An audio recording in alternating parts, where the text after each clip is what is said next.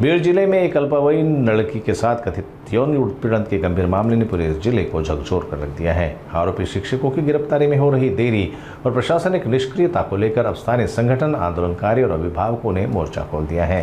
पीड़िता को न्याय दिलाने और दोषियों के खिलाफ सख्त कार्रवाई की मांग को लेकर सोमवार 30 जून को बीड़ बंद का आह्वान किया गया है। बीड़ में एक कोचिंग क्लास के 2 शिक्षकों पर नाबालिग छात्रा के यौन उत्पीड़न का आरोप है। घटना के कई दिन बाद भी आरोपी फरार है, जिससे स्थानीय नागरिक और संगठनों में भारी रोष है।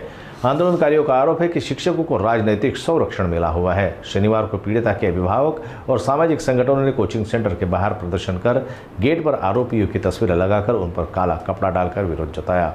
पुलिस अधीक्षक कार्यालय में ज्ञापन सौंपकर आरोपियों की जल्द गिरफ्तारी, क्लासेस की इमारत सील करने और पीड़िता को सुरक्षा देने की मांग की गई। आंदोलनकारियों ने ऐलान किया है कि यदि सोमवार तक कार्रवाई नहीं हुई तो 1 जुलाई को बीड़ बंद रखा जाएगा।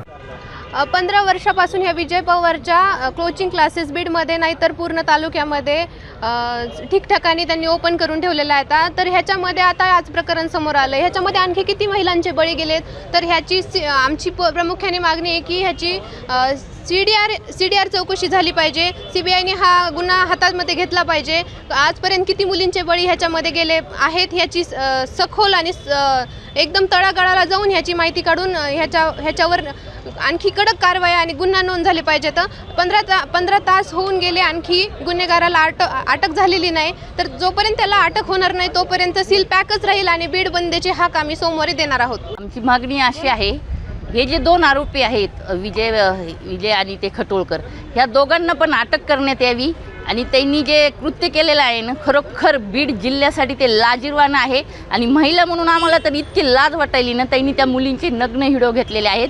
त्यांच्यावर जेव्हा त्यांना पाहिजे, बरं का, गेल्या 1 वर्षापासून हे प्रकरण चालू आहे, त्यांना जेव्हा पाहिजे तेव्हा त्या मुलीचा वापर त्यांनी केलेला आहे। आणि खरोखर त्या मुलीनं डेअरिंग करून ह्यांच्या विरोधात जे इथं तक्रार दाखल केली तिचं आम्ही अभिनंदनच करतो।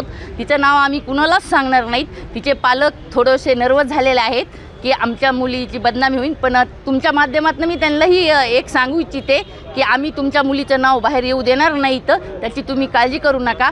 पण ह्या प्रकरणाला वाचा फुटली आणि आमची मागणी असेल की पोलीस प्रशासनाने ह्या दोघांना तात्काळ अटक करावी। जितकी त्यांना फास्ट प्रक्रिया करता येईल तेवढी फास्ट प्रक्रिया करावी आणि त्या दोघांना अटक जर झाली ना, तर बीडसाठी खरोखरच एक चांगला मेसेज जाईल की पोलीस प्रशासन सर्वसामान्यांच्या बाजूनं पण आहे।